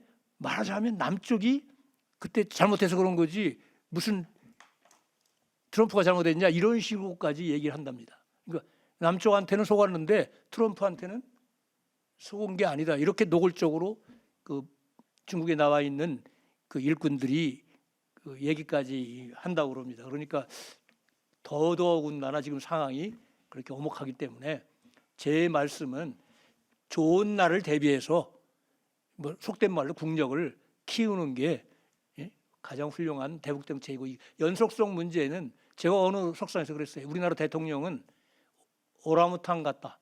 오랑우탄 아시죠? 칼리만탄에 인도네시아 사는 그 원숭이 큰 원숭이 그 동물 중에 기억력이 무지하게 떨어지는 그 동물이라고 합니다. 그래서 매일 아침에 자기 집에 나오면 저녁에 들어갈 때 이 어떤 놈이 지어놓은 집이냐고 매일 집을 부순다고 합니다. 그 오랑우탄이. 그런데 어디 가서 우리나라 역대 대통령 꼭 오랑우탄 같다. 왜 정권만 바뀌면 전임 정부의 대북 정책을 그렇게 버리고 딴 거 하냐. 그래서 그러니 그런 상대하고 북한이 무슨 신뢰를 가지고 뭘 도모하겠냐. 제가 이제 우스갯소리로 그랬다가 한번 혼난 적이 있는데 대통령을 오랑우탄이라고 비유했다고. 그런데 어쨌든 그만큼 그 보수 진보를 왔다 정권 교체 해가면서 우리 대북 정책이 시계추처럼 막 그냥 양극단을 반복해왔기 때문에 그런 그 정책의 연속성 면에서는 상당히 문제가 좀 있다고 봅니다. 그러니까 결국은 체제의 상용도가 그러니까 서로 용납할 수 있는 서로의 체제가 서로를 용납할 수 있는 체제의 상용도가 높아지기 전까지는 그 실질적인 그 말하자면 대화가 불가능하고 저는 개인적으로는 생각해 보십시오. 북한이 GDP의 20%에서 24%를 지금 뭐 국방비에 쓰고 있습니다. 우리는 GDP의 4% 정도 씀에도 불구하고 북한의 국방비보다 훨씬 더 그 천문학적인 양으로 많습니다. 그러면 어떤 나라가 지구상에서 그 어떤 나라도 GDP의 24%를 국방비로 쓰는 나라가 없습니다. 이런 나라는 그냥 교과서적으로 말씀드리면 이게 굉장히 길게 존속하기가 사실상 어려운, 그러니까 이론상으로는 그렇습니다. 다만 이게 존속하는 이유는 분단 국가이기 때문에 가능한 것이고 또 하나는 또 분단 국가이기 때문에 북한이 그럴 수밖에 없다. 그러니까 남한이라는 대한국가라는 것이 존재하기 때문에 일반적인 정상적인 국가에서의 상황과 남북 사이에는 굉장히 서로 간에 이런 본질적인 한계가 있어서 이 요소들을 감안하면서 그 사태의 그 진전이나 변화들을 우리가 들여다볼 때 좀 보다 본질을 정확하게 이해할 수 있는 게 아니냐. 또 하나는 결국 대외적으로 비나인트 차이나 비나인트 USA 미국에도 좋고 중국에도 좋은 한반도 평화 통일이 현재 구조에서는 없습니다. 사실은. 그게 그 묘수를 어떻게 찾아내느냐. 앞으로 사태가 변하면 그런 상황이 올지도 모르겠지. 그런 날을 그러니까 기다려 보는 이런 상황입니다. 이렇게 하시죠. 아마 질문하신 거하고 답변을 충분히 하실 시간이 없어서 그렇습니다. 5분 동안 우리 휴식할 테니까 그 동안에 앞으로 나오셔서 발표하신 분, 토론하신 분한테 개인적으로 물어보시고 좀 더 다시 만나기 힘드시니까 사진도 좀 찍어놓고. 네. 알겠습니다. 그럼 그렇게 해서 1세션 여기서 마치도록 하고 네. 발표해 주신 분과 토론하신 분들 위해서 박수 한번 치시죠. 네, 감사합니다. 네. 자, 우리 1세션 하신 분들만 기념 촬영 잠깐만 하도록 하겠습니다. 앞으로만 나와주시고요.